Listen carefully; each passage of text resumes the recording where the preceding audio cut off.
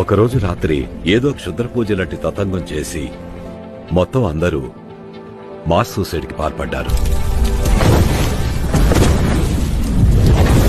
Mass సూసైడా? అప్పుడు ఇలాగే మేమందరం షాకు గురయ్యాం. ఎందుకు ఎవరు దాన్ని ఆపలేదు? మేము అలా జరుగుతుందని ఊహించలేకపోయాం.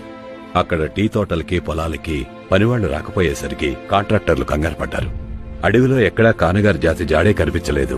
దాంతో అనుమానం పెద్దదయింది. నేను వాళ్ళ తండాలకెళ్లి చూస్తే గుడిసెలని ఖాళీగా నోరు తెరిచి చూస్తున్నాయి. కాస్త వెతికితే అక్కడ ఓ గుహ నుంచి పొగ బయటికి వస్తోంది. ఎంట్రన్స్ లో ఒక బండరాయి అడ్డుపెట్టి ఎవరూ లోపలికి రాకుండా దాన్ని మూసేశారు.